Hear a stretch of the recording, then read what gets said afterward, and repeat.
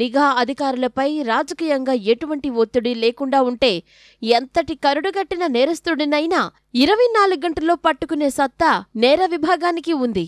ఇందుకు ఉదాహరణే కర్ణాటకలో Rameswaram cafe bomb పేలుడు ఘటన. కర్ణాటకలో మార్చిలో జరిగిన రామేశ్వరం కెఫే బాంబు కేసును కేవలం నెల రోజుల్లో ఛేదించి ఒక టోపీ ఆధారంగా నిందితుడిని అరెస్టు చేయడం విశేషం.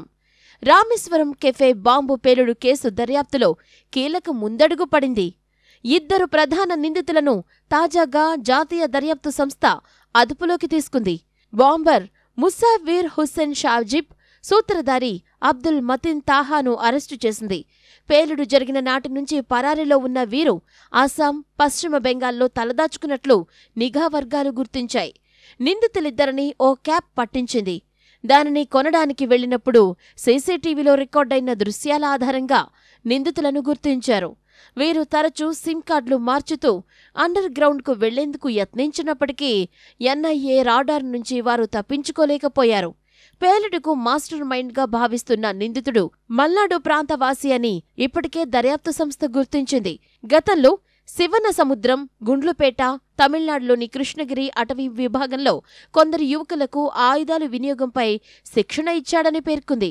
మార్చిలో బెంగళూరులోని బ్రూక్ ఫీల్డ్లో ఉన్న కెఫేలో బాంబు పేలిన ఘటనలో 9 మంది గాయపడ్డారు. ఈ కేసును కర్ణాటక హోంశాఖ ఎన్ఐఏకు అప్పగించింది.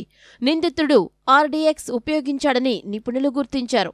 అతడు ఏ మార్గంలో కెఫేలోకి వచ్చాడు, బాంబు అమర్చిన తర్వాత ఎలా వెళ్లాడు అనే అంశంపై సీసీటీవీ దృశ్యాల ఆధారంగా పోలీసులు దర్యాప్తు చేపట్టారు. బాంబర్ కెఫేలో అనుమానాస్పదంగా తిరుగుతూ రవ్వ ఇడ్లీ తిని తన చేతిలోని పేలుడు పదార్థాలున్న సంచిని అక్కడ పెట్టి హడావిడిగా వెళ్లినట్లు సీసీ కెమెరా చిత్రాల ద్వారా గుర్తించారు. ఈ క్రమంలో 5 కిలోమీటర్ల పరిధిలోని 100ల కొద్దీ సీసీ కెమెరాల దృశ్యాలను విశ్లేషించారు. టోపీ ధరించిన వ్యక్తి నోటికి మాస్క్ కట్టుకుని నల్లబూట్లు, అదే రంగు ప్యాంటు ధరించి ఉన్నట్లు గుర్తించారు. దీంతో టోపీ ఆధారంగా పోలీసులు వేట మొదలు పెట్టడంతో వారు కొనుగోలు చేసినప్పటి దృశ్యాలు దర్యాప్తు బృందం చేతికి చిక్కాయి. దీంతో నిందితులను గుర్తించి అరెస్టు చేశారు.